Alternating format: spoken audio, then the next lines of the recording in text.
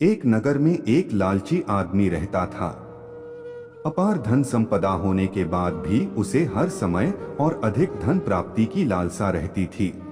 एक बार नगर में एक चमत्कारी संत का आगमन हुआ।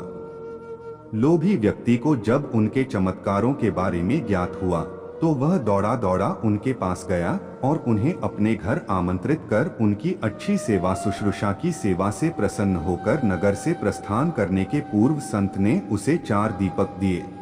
चारों दीपक देकर संत ने उसे बताया, पुत्र, जब भी तुम्हें धन की आवश्यकता हो तो पहला दीपक जला लेना और पूर्व दिशा में चलते जाना। जहां दीपक बुझ जाए उस जगह की जमीन खोद लेना, वहां तुम्हें धन की प्राप्ति होगी। उसके उपरांत पुनः तुम्हें धन की आवश्यकता हुई तो दूसरा दीपक जला लेना, जिसे लेकर पश्चिम दिशा में तब तक चलते जाना जब तक वह बुझ ना जाए। उस स्थान से जमीन में गड़ी अपार धन संपदा तुम्हें प्राप्त होगा।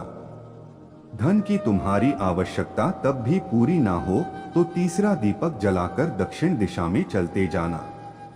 जहां दीपक बुझे वहां की जमीन खोदकर वहां का धन प्राप्त कर लेना।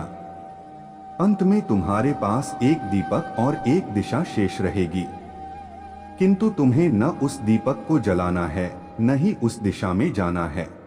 इतना कहकर संत लोभी व्यक्ति के घर और उस नगर से प्रस्थान कर गए। संत के जाते ही लोभी व्यक्ति ने पहला दीपक जला लिया और धन की तलाश में पूर्व दिशा की ओर चल पड़ा।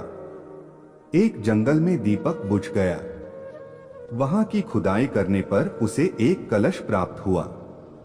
वह कलश सोने के आभूषणों से भरा हुआ था। लोभी व्यक्ति ने सोचा कि पहले दूसरी दिशाओं का धन प्राप्त कर लेता हूं, फिर यहाँ का धन ले जाऊंगा।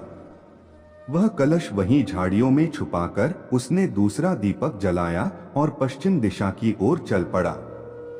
एक सुनसान स्थान में दूसरा दीपक बुझ गया। लोभी व्यक्ति ने वहां की जमीन खोदी।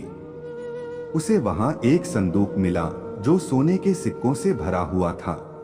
लोभी व्यक्ति ने वह संदूक उसी गड्ढे में बाद में ले जाने के लिए छोड़ दिया। अब उसने तीसरा दीपक जलाया और दक्षिण दिशा की ओर बढ़ गया। वह दीपक एक पेड़ के नीचे बुझा। वहां जमीन के नीचे लोभी व्यक्ति को एक घड़ा मिला जिसमें हीरे मोती भरे हुए थे। इतना धन प्राप्त कर लोभी व्यक्ति प्रसन्न तो बहुत हुआ, किंतु उसका लोभ और बढ़ गया। वह अंतिम दीपक जलाकर उत्तर दिशा में जाने का विचार करने लगा, जिसके लिए उसे संत ने मना किया था।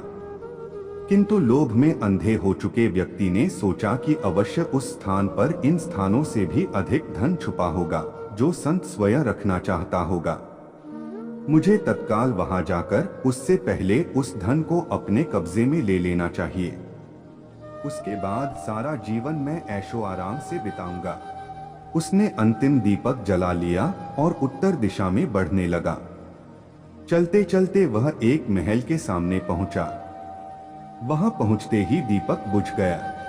दीपक बुझने के बाद लोभी व्यक्ति ने महल का द्वार खोल लिया और महल के भीतर प्रवेश कर महल के कक्षों में धन की तलाश करने लगा। एक कक्ष में उसे हीरे जवाहरातों का भंडार मिला, जिन्हें देख उसकी आंखें चौंधिया गई। एक अन्य कक्ष में उसे सोने का भंडार मिला। अपार धन देख उसका लालच और बढ़ने लगा। कुछ आगे जाने पर उसे चक्की चलने की आवाज सुनाई पड़ी। वह एक कक्ष से आ रही थी। आश्चर्यचकित होकर उसने उस कक्ष का द्वार खोल लिया। वहां उसे एक वृद्ध व्यक्ति चक्की पीसता हुआ दिखाई पड़ा। लोभी व्यक्ति ने उससे पूछा, यहाँ कैसे पहुंचे बाबा? क्या थोड़ी देर तुम चक्की चलाओगे? मैं जरा सांस ले लूं, फिर तुम्हें पूरी बात बताता हूं कि मैं यहाँ कैसे पहुंचा और मुझे यहाँ क्या मिला, वृद्ध व्यक्ति बोला।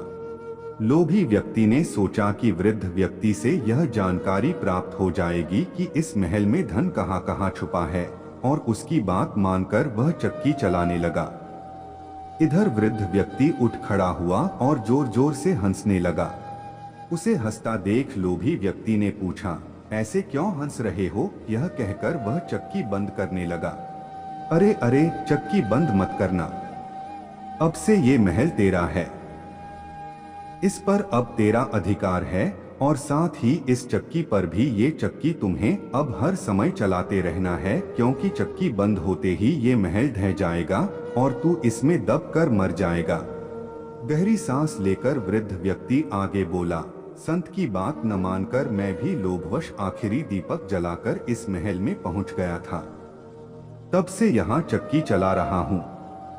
मेरी पूरी जवानी चक्की चलाते चलाते निकल गई। इतना कहकर वृद्ध व्यक्ति वहां से जाने लगा। जाते जाते ये बताते जाओ कि इस चक्की से छुटकारा कैसे मिलेगा, लोभी व्यक्ति पीछे से चिल्लाया। जब तक मेरे और तुम्हारे जैसा कोई व्यक्ति लोभ में अंधा होकर यहाँ नहीं आएगा, तुम्हें इस चक्की से छुटकारा नहीं मिलेगा। इतना कहकर वृद्ध व्यक्ति चला गया। लोभी व्यक्ति चक्की पीसता और खुद को कोसता रह गया।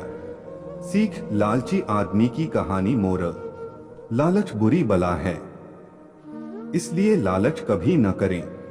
फ्रेंड्स, आपको greedy man moral story in Hindi कैसी लगी? आप अपने कमेंट्स के द्वारा हमें अवश्य बताएं। ये लालची आदमी की कहानी पसंद आने पर लाइक और शेयर करें। ऐसी ही और मोरल स्टोरी इन हिंदी पढ़ने के लिए हमें सब्सक्राइब कर लें। थैंक्स।